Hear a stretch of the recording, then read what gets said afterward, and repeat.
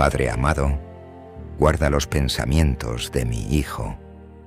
Cuando su mente se llene de preocupaciones, llévalo nuevamente a tu paz.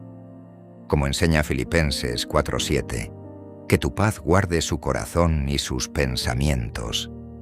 No permitas que una mala temporada le haga pensar que toda su vida será igual.